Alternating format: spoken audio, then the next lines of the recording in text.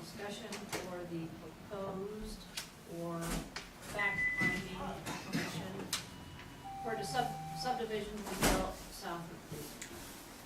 What we know at this time is that a developer, Steve Connors, has come to town and asked us to entertain his thoughts of building a subdivision. He has interest in the land, he has not secured financing, those are the facts. So with that, we've gone through and made a list of things that we would like to see as a council brought into the subdivision, and I'll let Ty go through and. One of the things we like is 2,500 to 3,500 or larger houses per lot, or square feet per lot. 1 acre plus per lot, and we need to check with the fire department and police department on the street width, if there's any parking on it, so that they can get through there and turn around, so there's no problem. Because there's actually just one entrance into it. Up here is actually a big map. Is there any more maps for everybody to look at? They're on the table over there, Yeah. under the window. Yeah, if anybody wants a map of like proposed houses and the entrance, there's a map over there. And then, we wanna see common ground added in there, somewhere where there's a little park or anything that they can, as a common ground. Because right now it's just stacked with houses. And then, we wanna drive over curbing, that's what we've got so far, but we wanna get what everybody else, pros and cons, and get our entrances in order. Right now, he only has proposed one entrance into the subdivision, maybe for safety reasons, for fire, police. We'd like to entertain a second entrance. What do you say about the curb? Oh, just drive over curbing so we don't have that, the problem that keep there, I have to go back in the place all the time. So, for the townspeople, if you have concerns that you'd like to add to our list, right now we're just taking suggestions on what might happen if this does start to develop more. Have you ever had a discussion on this? We just started. Oh, you started? Yeah, we just started. I just did the announcement of what we were here for. Yeah, no votes, nothing will be made, we just trying to get all the facts and pros and cons of what people think and. Kind of like a citizens committee here to, if and when a subdivision goes into the town, what do we want as citizens from the developer?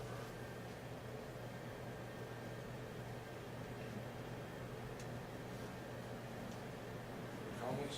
Well, I guess my first question, and I'm relatively new, and I was at one of the meetings when the landowner talked about what he wanted to do, but and based on the meeting we had Monday night, I think my first question is, what's the financial impact, both benefit and expense, to the town? Do we have any idea? Most generally on a housing area, obviously the town gets a very, very, very small part of the property tax. Very small. Property tax, very minute. So financial benefit, instead of the town getting that tax based on ag farmlands tax, we would get it on, lot with a house, higher dollar. So financial positive, that would be one. As with any housing project, those projects start to tax your law enforcement, fire protection, that trickles down into school corporations and so on and so forth. So those are, in general, kind of the downside. The perfect scenario is to have a bunch of warehouses up here that are big dollar, that don't require, law enforcement and runs and things like that. That's not what we're talking about today, but a possibility. And if we have to, if we, the town of Dayton, have to, it's my understanding we have to put water lines up to the property, or is that not true? The water goes all the way to the church right now. Okay, so we would have to do this. They would tap in, and then the developer would be responsible for anything going into been customary with previous boards in the town of Dayton and also other cities and towns. Developer typically pays to get that water and sewer to them. Okay, all right.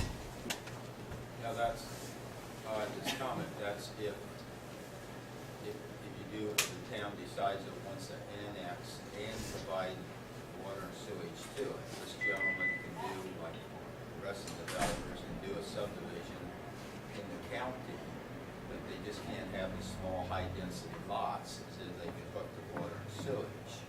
So the town does not put water and sewage out there, he can still do a lot, and it'd be, or do a subdivision, it'd be larger lots, and therefore larger houses on it, like Peshua Drive and the rest of them walk out. Okay, all right.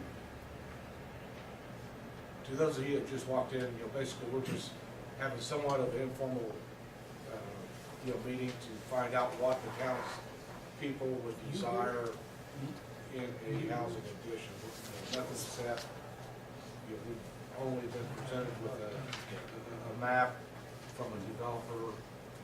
Don't know if anything will become out of it, but yeah, I got one. Sorry for coming in late. Just started. Yeah, we're good. You have anything? But I thought the last meeting that I attended when Steve Connors was here, and this is just observation, if I remember correctly, he indicated that he wasn't interested in the second entrance, he wasn't interested in green space, and I guess I'm just throwing it out. Do we care if we demand that he puts that in and he says, nah, drop it? Do we care? Do we want this? And I'm sorry, I forgot. What's your name? I'm sorry, Mike Jones, Okay. 516 Marquis Circle. Okay, well, I think since he has not actually come with a formal request yet, he's not purchased the land, or he doesn't have financing in place yet, I think we're at a place where we can make our demands too, or let him know the townspeople want the following. We want larger lots, we want, homes, larger homes on the lot, we want green space, we want a second entrance, and we're gonna put it back in his ballpark. Then we'll see if he will meet us in an area that would be agreeable with all parties. If there's no financial benefit to the town or very little, why would we even consider annexing them? Well, because if we don't annex them and they don't develop, it's very easy that somebody from Lafayette can come and put subsidized apartments out there, and that whole thing could just become nothing but subsidized apartments. The whole They way. couldn't do that without water and sewage. Lafayette could come in and Lafayette, you can think come in and it's do a that. possibility for Lafayette to bring If they water wanted- out in the near future? If out they that wanted to, far? they could come straight over from 52, decide that they don't want all the places by the mall, Briarwood and all that.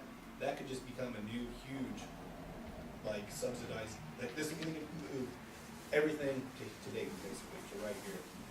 And that's something you need to think about. I don't think anybody's really been thinking about. They've just been like, I'm not for this or against this. I'm just trying to get what everybody else says. And I just want to kind of put that out there because I don't want this to become, we're all against this, and then, 2 years from now, we have nothing but giant subsidized housing out there, and we're like, why do we do that? I'm John Swick, 746 Shady Lane. I've been a resident of the town of Dayton since 1968. When I was on the town board, I sat on area plan, and for some of you people that aren't aware of what Lafayette's doing, the new interchange that is north of town where they have the cloverleaf on the Hoosier Heartline, they're rezoning all that area from Buck Creek all the way in. Lafayette is planning on running sewer and water out there. So if people in Dayton think that they aren't coming and can't afford to run sewer and water out here, you better have another thing coming. Because I think I turned some prints over to maybe Ashley about what they're doing on north of Lafayette on 25 out by the interstate. I haven't seen it. Barrett's Airport, I gave it to somebody. But anyway, they're talking about putting new well field out there, talking about putting sewer out there. So, right now, Lafayette is annexed right up to the interstate. If they see development coming out here, whether it's Connors or somebody else, you got development on the other side of the interstate where they're having an industrial park put in between the interstate and the National Guard. They already got a water line over here up to our metering station. So if you think that you're going to have a little island out here, that's what you're going to end up with. So I'm just telling you that you got Lafayette is looking, if you got a $25 million project here and you got another 25 over here, you don't think that they're going to come out here? Look at what West Lafayette did to Purdue and annexed all those people out there. You know, people, you got to start thinking about yourselves.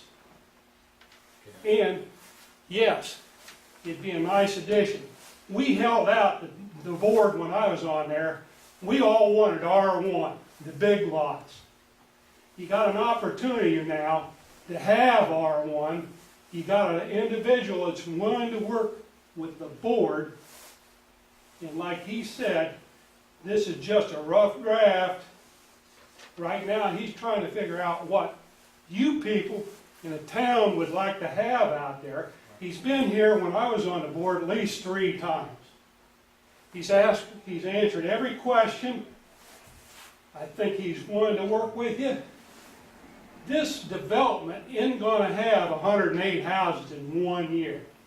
When I sit on the board, and I'm sure everybody can hear me now, I have a little trouble hearing you. I know now what she was talking about when I sat back here the other night.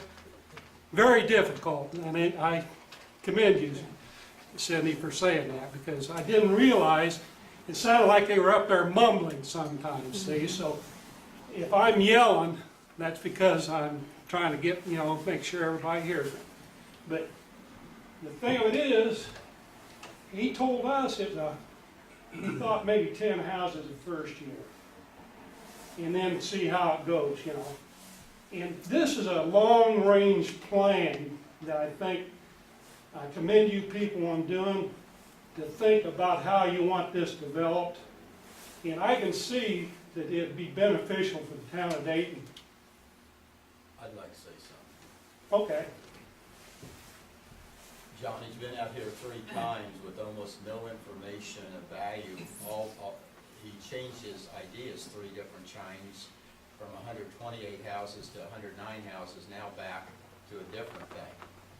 He's also our own lawyer, Joe Bumbleberg, who, by the way, I think some people knew this, but our own law firm representing us also represents his development in him.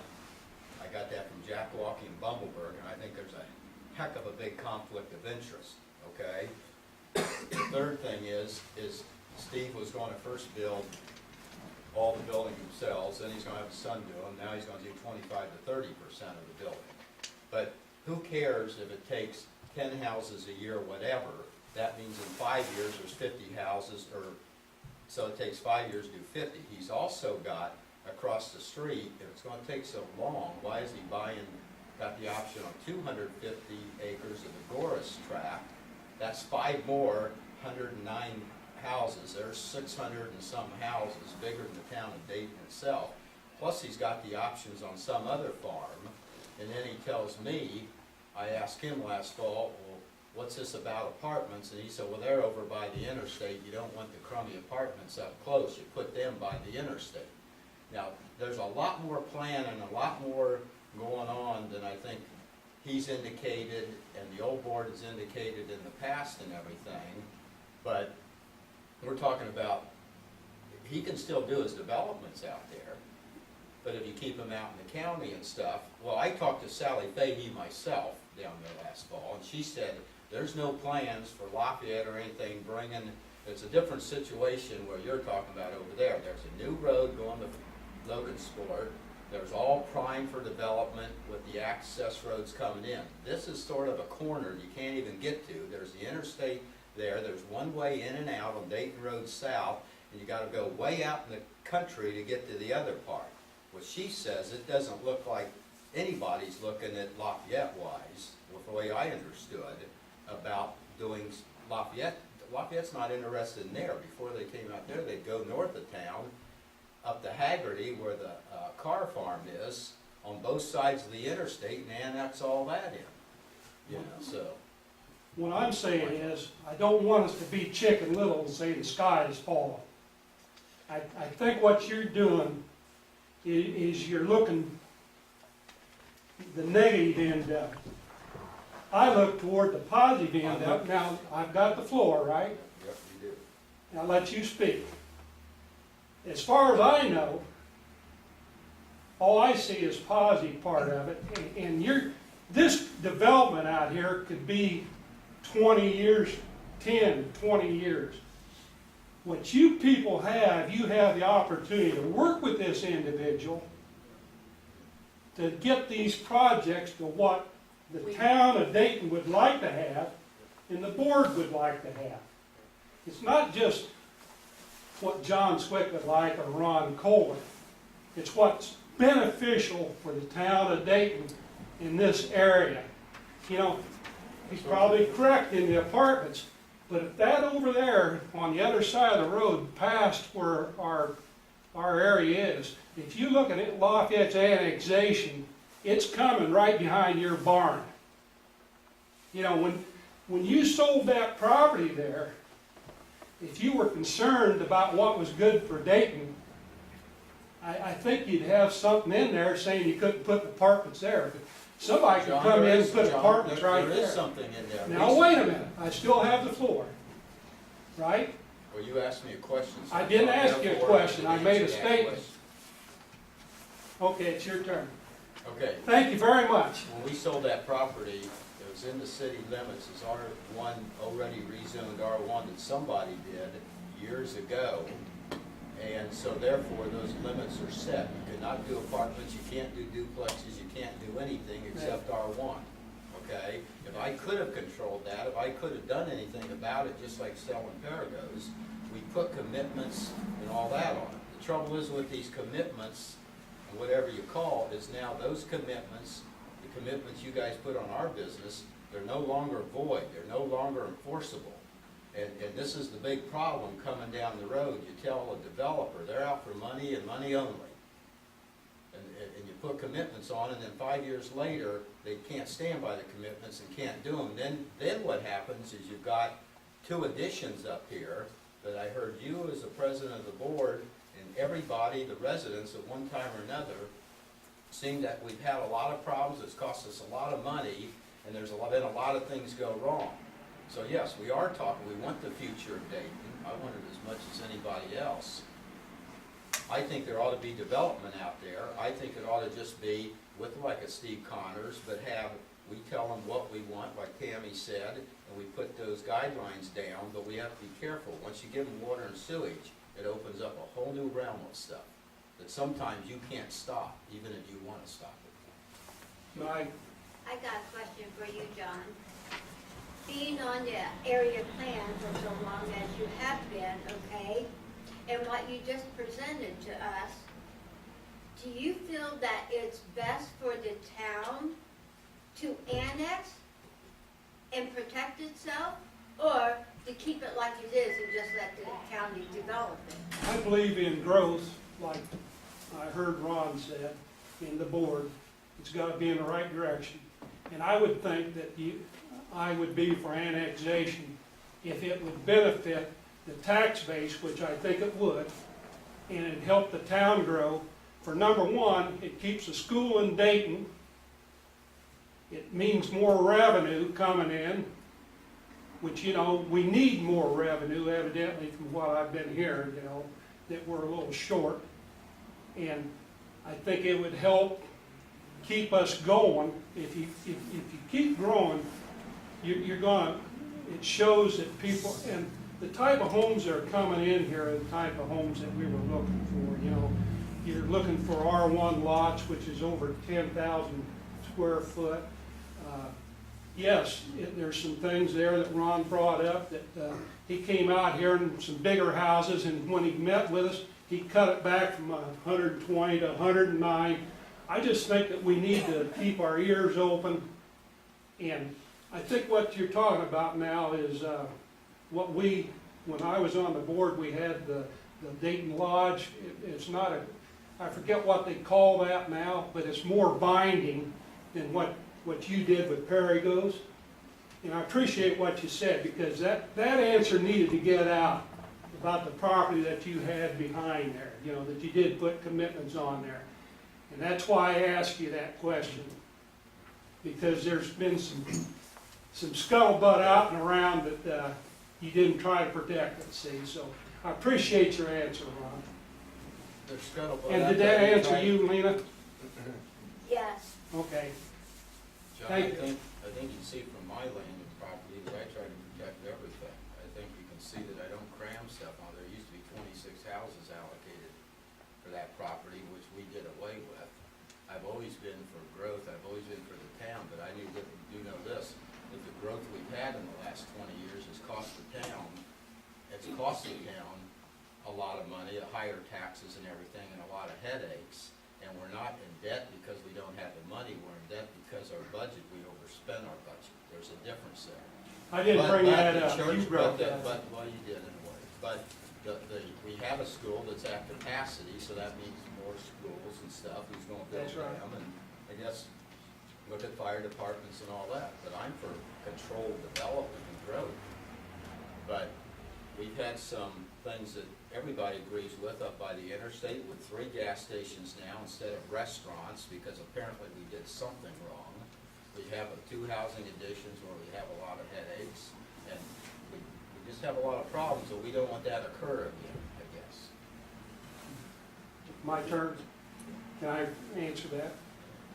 When Prestwick came in, I wasn't on the board, Ron. That was back in early 80s. But you gotta remember, even poor people deserve housing. And a lot of that housing out there is for that income group. Deerfield, yes, I was party to Deerfield when that started. And I wouldn't say that is a bad neighborhood. I wouldn't say Prestwick was a bad neighborhood. You can have people living in your R1 housing that can have the same thing. Anytime that you have people involved, no matter where they live, you're going to have problems. Problems is, you look on the news today, they have problems all over. That's why we do have a police department. That's why we need a full-time fire department. We need police and fire. We need schools. If you think that we're going to add on more people up here to Dayton, that means that the school system is going to have to provide more schools. More people, more services are supposed to be provided by the towns. That's true of any place you go. And as far as saying, putting the finger on Prestwick as being a headache or Deerfield being a headache, I think that's wrong. Because you're going to have that in any neighborhood.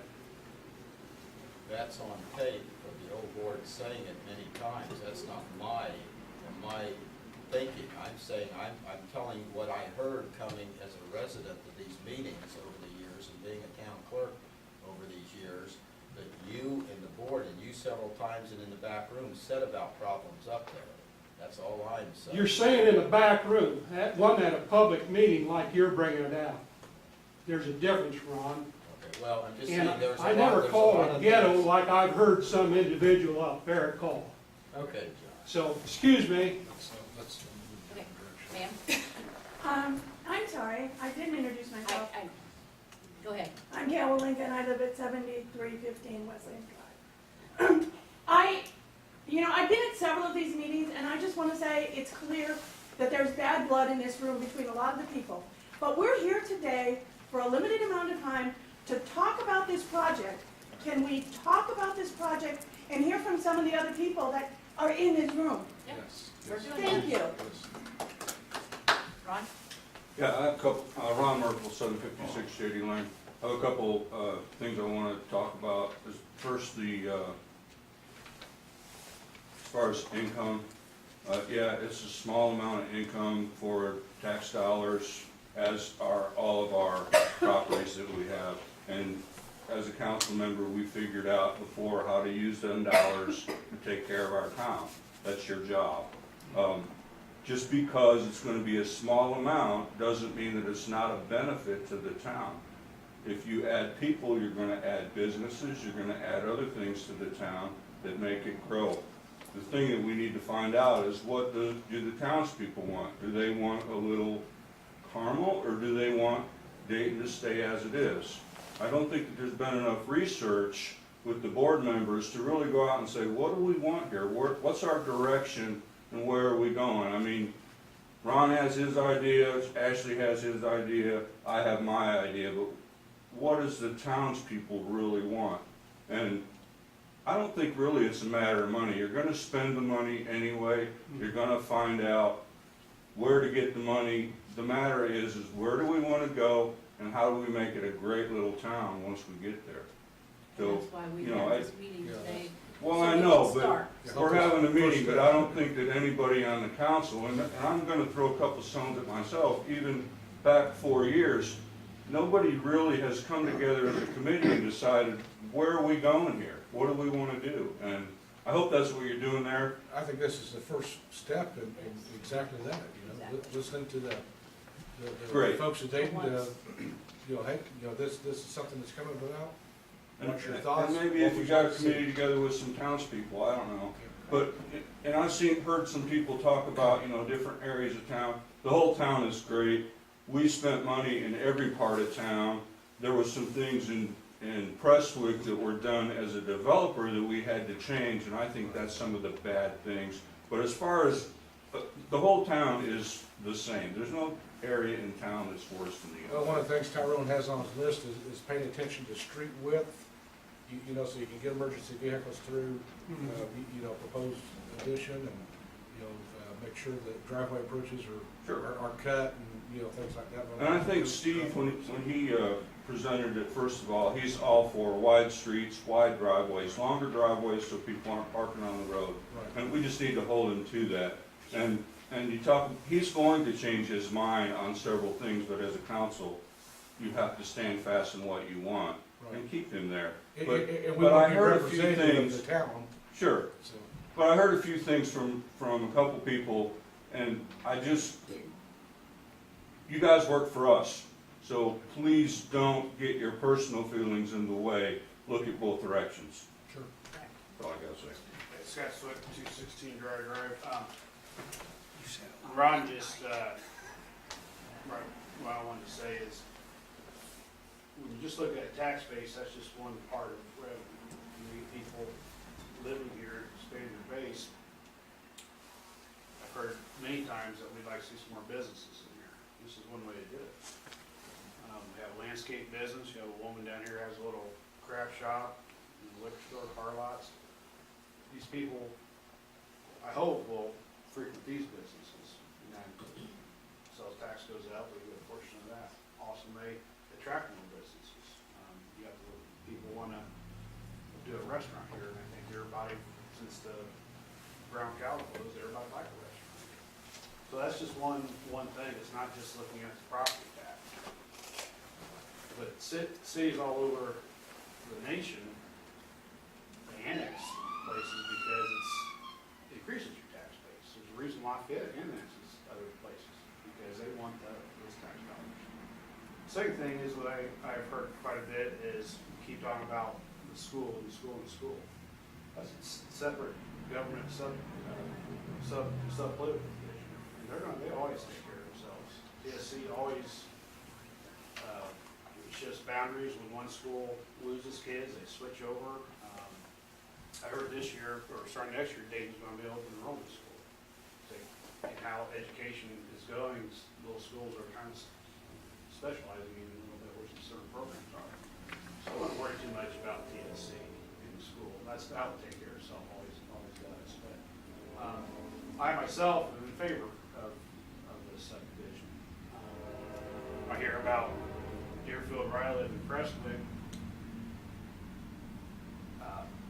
And this is some experience, some of the differences in my neighborhood in Deerfield is owner occupied and investment. Someone like me who owns my house, I'm invested in the neighborhood. People that aren't, where you tend to have more problems, are your rentals. Houses at $300,000 houses aren't gonna be rentals.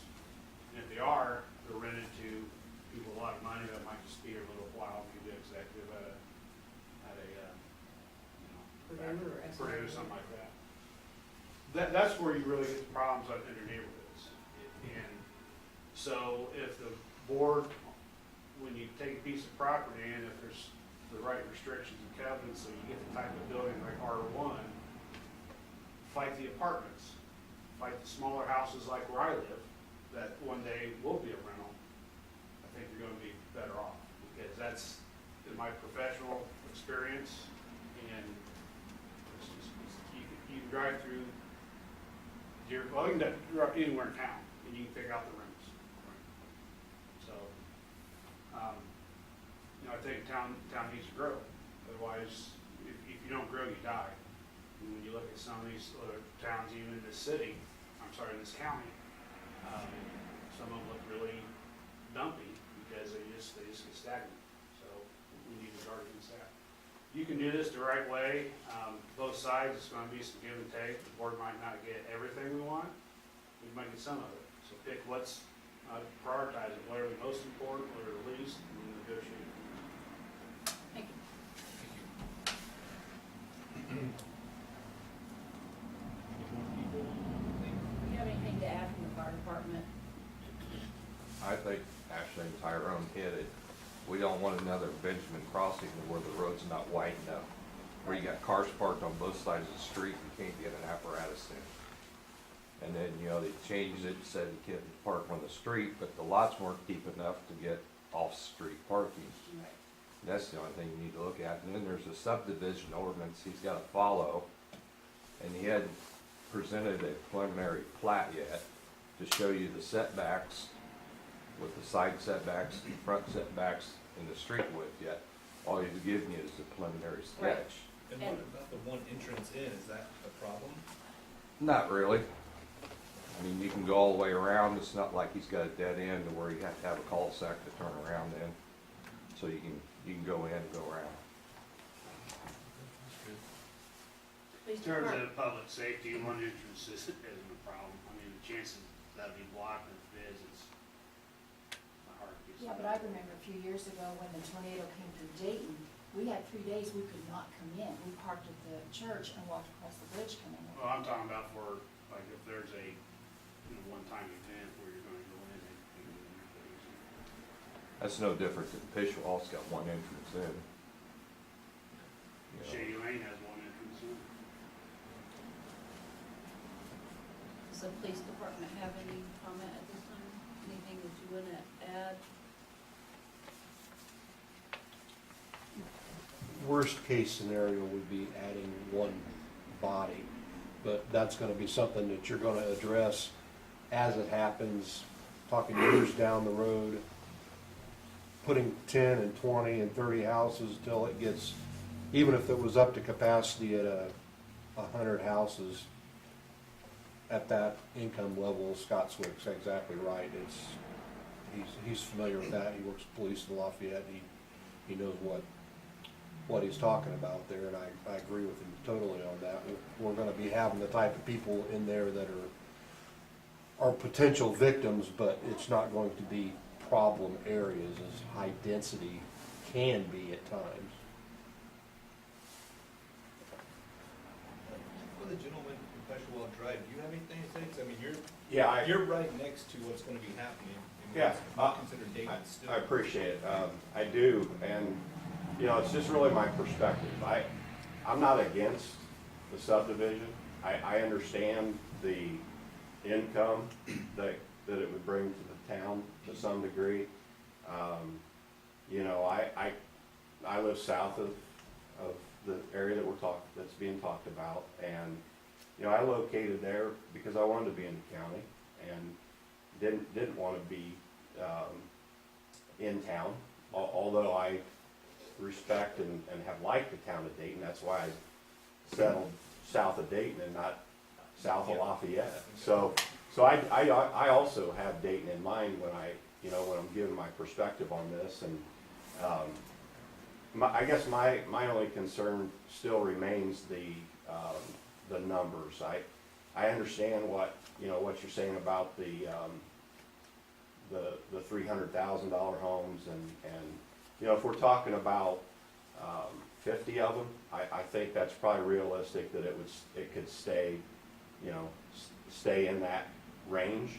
I think the more that you expect to be built out there, I'm not sure that you'd have that many that would be at that 300+ thousand. At one of the meetings, I heard the developer even talking about 375,000 and above, and so I don't know if that's realistic, and so then you do maybe run into some situations where it's not quite the income level people that you're thinking it might be, and the more people, again, I still say I still struggle at times with the train situation, getting out on the highway, and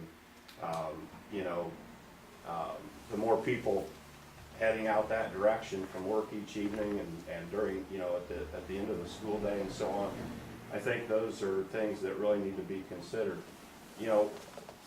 I guess I just would like to see it, Jack Larman developed that land where I live on, and he didn't ask the town for any financial support. He just did it on his own, and, they're acre plus lots, which is what I think those should be based on it is county, and you're still gonna have homes out there if it's county and not town, and those people are still gonna come in and spend some money in town. So those are my thoughts, and again, I'm certainly not against the subdivision at all. I just would like to see it remain as county, and those are acre plus lots, and I think you have a better chance of getting the income level people that you're interested in. Give you one more viewpoint on leaving that county versus annexing it yourself. Typically, when you have a county environment, from a police standpoint, you're gonna have less protection and patrol. And the reason for that is the 5 or 6 county deputies that are out working are working this whole county. So they're patrolling everywhere. They're out putting out fires. They're just responding to problems. And outer Lafayette area has had, especially in high-income neighborhoods, has had more daytime burglaries than any other area. So you're at more risk for having a daytime burglary, getting your house robbed and broken into, than say Dayton. Now, I've been here a year. We've had one daytime burglary happen. There happened to be a neighbor who witnessed it, and we were able to get the gentleman caught. I myself have been a victim of burglary in Lafayette. My neighbor saw it, was able to get the police called, and got the subject caught. Had I lived out in the county, I wouldn't have discovered it until I got home, and the likelihood of that subject being caught very soon is very low. So there are pros and cons to living out in the county and not being in an area where there's a constant police patrol. And you need to consider that also.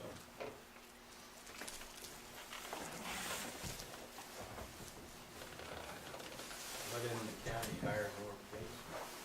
Because they don't have the budget for it. I'm not trying to open up the can of worms again, but I heard mention of, I don't even know where Prestwick is, and I live in Deerfield, and I heard nothing but several comments about problems and headaches in Deerfield, and I've been out there 10 years, and I've been kind of no headaches, but is there something that we can learn from? Is out there it's just the drainage problem that's behind the houses. It's more of like problems with the developer not setting up their drainage right and that kind of problem. Prestwick is your addition there, clear to the north and to the east of Dayton Road. Okay. You kind of same problem there with drainage and maintenance and who's supposed to pay for maintenance and things like that. Okay, I thought I was more concerned about the neighborhood in general and the problems out there. I was pretty quiet, so. Yeah, it is. Deerfield's quiet, but one thing where I notice is, you really tell the some rentals, Yes, I understand. not all, because there are ones that park. There's park more the- in the southern section of, what you call that Deerfield, than there Yes. is in the Right, northern. you're right.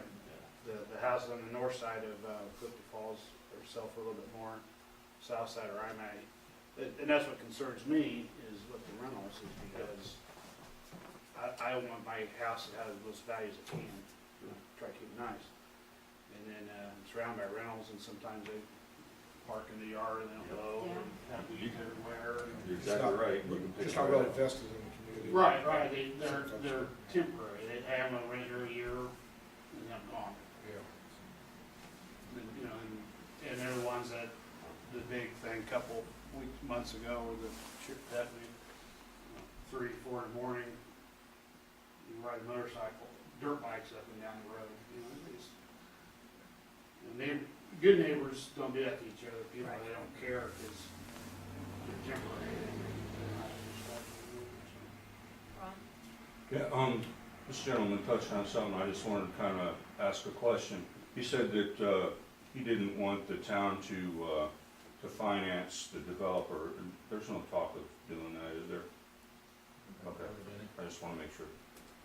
The only thing that was in question was the water being ran, but we Yeah. discussed that earlier, and that's his, just connected. Well, in that section of sewer line that didn't get ran all the way to the edge of the church's property, actually, that has to be paid for by somebody, but that's not really his fault. That's actually something the town caused on their own, so I hope that nobody thinks that that's us actually financing. I think that was correct me if I'm wrong, that was a trade-off that the town made with the church Right, to get a increased water, size in the water line. exactly.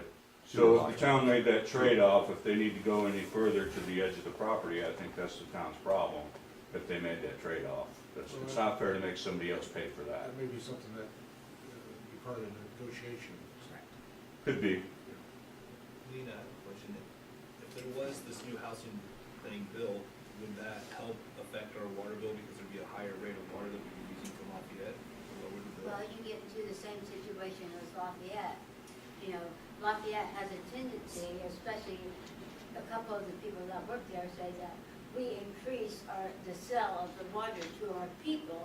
Well, we don't buy wholesale from Lafayette. They sell us at a rate, and then we sell it to the people with a minimal increase. And so when you increase by value like Lafayette, then that's what we get. And hopefully, if that could do, where we have more volume to actually obtain more money, To then get to a maybe different we price could, point where water gets cheaper? right, maybe we could see a little decrease in this, yeah.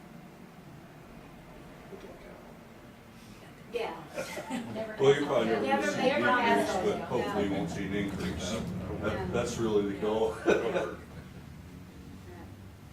Any other questions? Right now, like we said, this is just a beginning in the planning stages, just to get ideas what the townspeople want, so we can kind of start thinking about what we're gonna present if and when he comes forward with what he would like to. I'd just like to say, development's gonna happen. We're not gonna be able to stop it. But whether or not it has to be development with Dayton's water and sewage is another story. It can still happen without Dayton's water. They can still develop the land, a very nice addition like Peshua Drive. You know, they don't need us for that.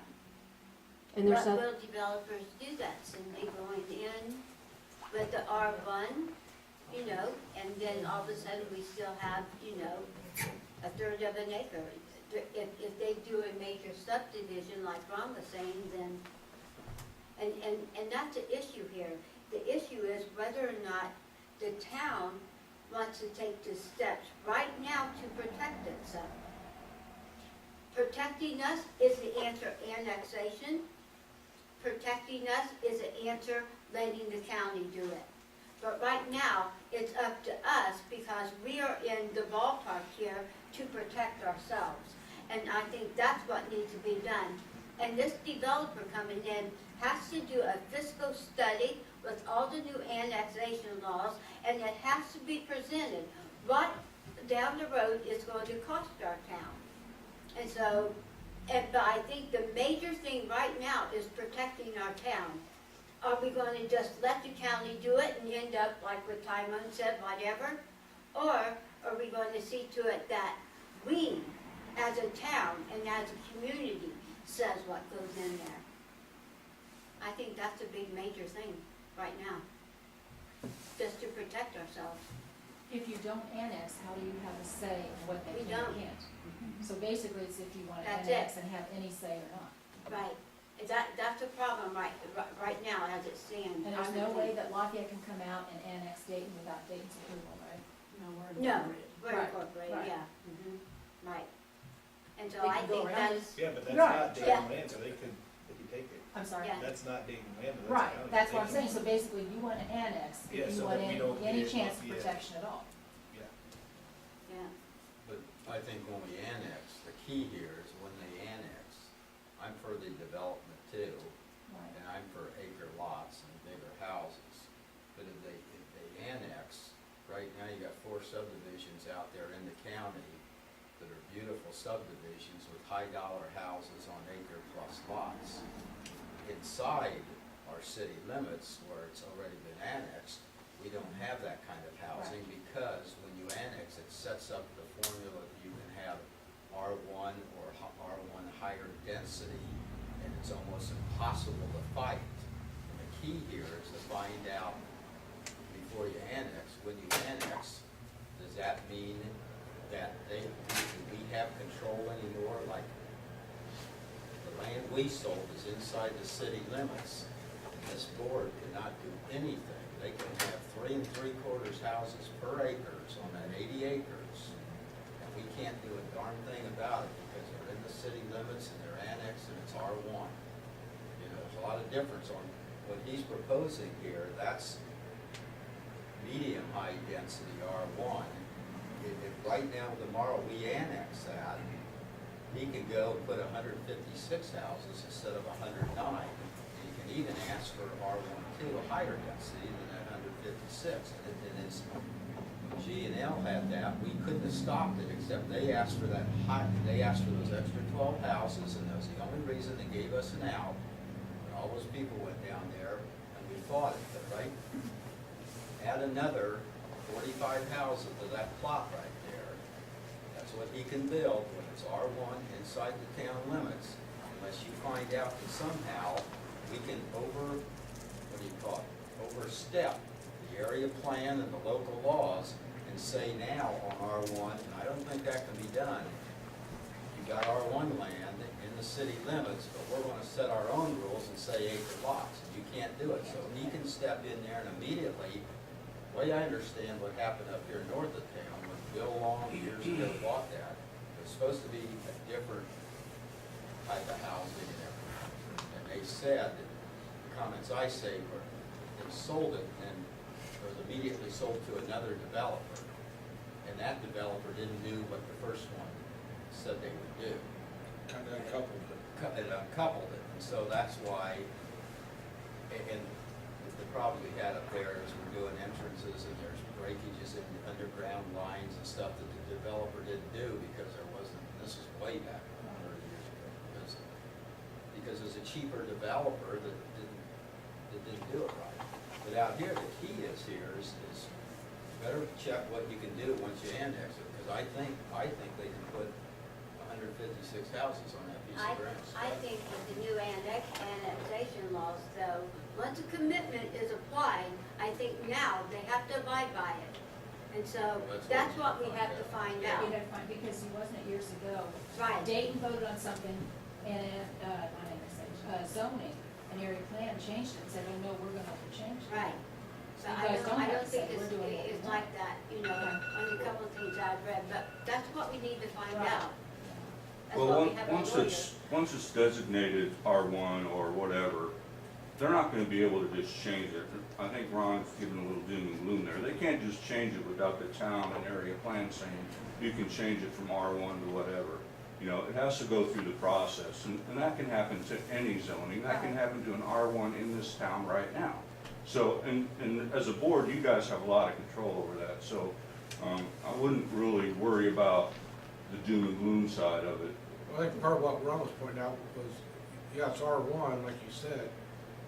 In R1, you know, they could get actually more houses in that area than what's currently platted. Yeah, they're not asking to plot it to, you know, R1B or Yeah. something like that. Well, once he comes with the plot though, or a plat, and he says, this is what I'm gonna do, and it's approved, it's gonna be pretty hard for him to change that. Is that correct? Once he files it with. Once he files it. Yeah. So, I mean, that's something that the board needs to stay on. but yeah, you do that before, you get all that, and have that plot approved and everything before you give him in the city, Absolutely. give him R1 zoning. That's the key to the whole thing. Right, but if you have an annex, you have control over that. No. Yes, you That's- do. Okay, wait. As a board, you have control over that. Not really. Let me explain this. Once you annex it, it comes into the town, and you automatically get R1 zoning. Now, if he wants R2 or 3 or 4, you can't. You're right, you gotta have control of the board, of the voting of the board. R1 zoning is undeniable, so therefore, you can't, you can automatically have R1 zoning, and you can't do anything about that. And in the R1 zoning, he's not putting the full amount of houses in R1 zoning. He's only putting 109 instead of the possible 146 or 156. And that's what I'm saying, once he asks for residential zoning, whether it's in town of Dayton or out in the county, he can have a lot more houses. Well, in the county, it's determined on the water and sewage, so he has to have acre lots. But if it's in the town, he can have 3.5 houses per acre.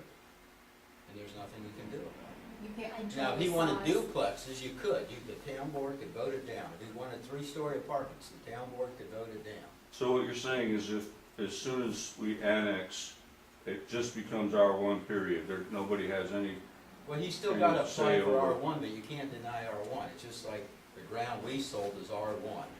They basically say you can't deny a regular R1 subdivision. You can't do it unless there's some compelling reason.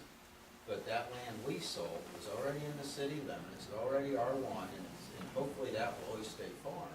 But that guy right now could take, and he could put 1 house for every 5 acres, or he could put 3.5 houses, at least 3.5 houses per 1 acre. okay, just so to give everybody a mental picture, what, everybody knows what Deerfield looks like. What, is that, how many houses per acre is there? Do you know off the top of your head? Probably 3 to 3.5 per acre. So that's kind of what it would look like at a bare minimum, Yes. or at a maximum, that would be the maximum thing you could do. The street frontage, what he's proposed on this map is 75-foot width. Oh, Se- at least. 75 to 80 foot width, 200 foot deep, and that's an unusual configuration of a lot. More times it's a little more rectangle or square. Picture go out and walk on your front yard and walk out 75 foot at your house and see what's left on either side. Does that mean 0 lot line, 6 foot, 13 foot? I mean, I could be wrong, but isn't it, if you have an R1, they have to have 60-foot driveways or at least 40-foot deep? And that was part of the deal for the parking? I don't know about the depth of the driveway. I I don't thought think that so. was part of the off-street parking was part of why we were going to choose, because the R1's the high-end sub-development, right? Versus the R2. R1's kind of the base, and then everything else is, R1A, R1B, and R1U and all that. Your lot sizes start getting smaller and smaller as far as square footage of lots.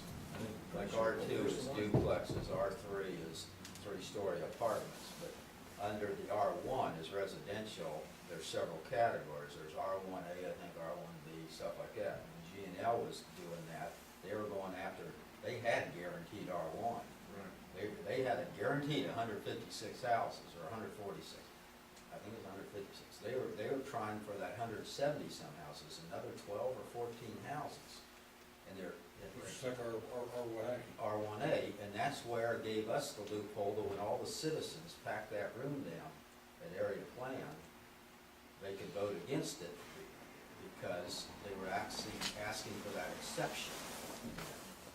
And then when they voted it down, then Marquine and G&L Development just said, no, well, we're pulling out. It was a power struggle, is what it was. They were trying to break the board at that time. So, R1, you can't deny R1. Okay, let's ask it this way.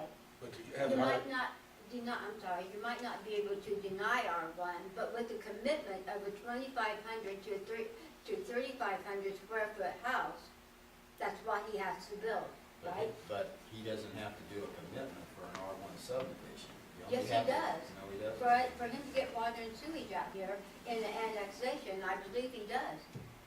Okay. We have to approve it. If you go annex it, before you annex it, make him do commitments and say, once we annex you, you'll only go a certain size lot and a certain size house, then yes.